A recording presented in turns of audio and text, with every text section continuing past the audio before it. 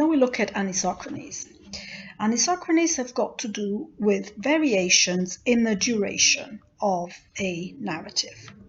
So the duration means the difference between the actual time that an event takes and the time that the narrator takes to tell it to the reader. Imagine, for example, a very brief event like a character going to make a cup of coffee and the narrator taking several pages to tell the story of this making of a cup of coffee. Or conversely, a very, very, very, very long event being captured in a very few words or a very few paragraphs. The temporal span of a story can be either accelerated or it can be slowed down. Examples, for example, are Ulysses in James Joyce's. The story of the protagonist covers one day. But if you've seen the book, you know that the narrative takes much, much, much longer. One paragraph in a narrative in Virginia Woolf's To the Lighthouse marks a 20-year interval. So the story is very long, but the narrative is only short, very short. Jeanette talks about 4 possible ways of manipulating the time of the story and the time of the narrative, and he calls them ellipsis, summary, description, and scene. These are anisochronies. Anisochronies, remember, they are different from anachronies, which are analepsis and prolepsis, going back in time or forward in time. This just means the variations in the duration of the time taken, the duration of the narrative of an event.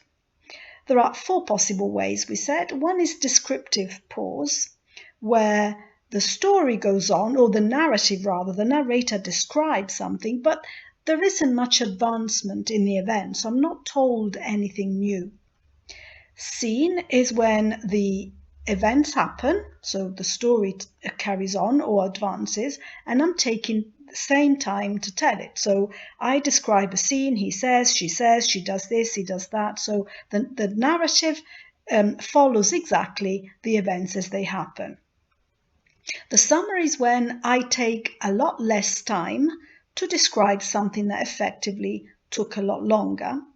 And the ellipsis is when I say nothing at all about events that could have taken n amount of hours, days, weeks, months, etc. Remember then this the kind of the definition of descriptive pause, scene, summary, and ellipsis. Let's consider ellipsis. Ellipsis is maximum speed, where there's no space at all devoted to the narrative of some events. There is no mentioning of those events. In Tom Jones, for example, 1749, Henry Fielding's novel, the narrator says he wants to give the reader the opportunity to reconstruct himself the events. So there is 12 years in which you can exercise this reconstructive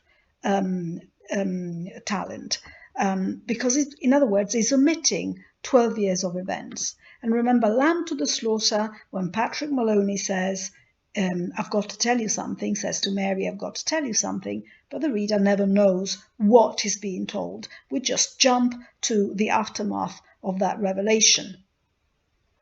Summary is when the narrator sums up something that happened in between 2 events that he considers are the ones that are worthy of his attention. So it's the most usual transition between 2 scenes, and they just help the reader understand what links event A to event B, what's in between them. So there is a bit of acceleration there, and the narrator says, and after that happened, blah, blah, blah, blah, blah, and then moves on to the description of something else. Description, however, is again a lot longer. The narrative time is n, but nothing advances in the story. Look at this excerpt from Blindness. This very long paragraph really doesn't contain any propositional content. There is nothing that I'm told new that advances the story. It's just a digression and the reflections of the narrator.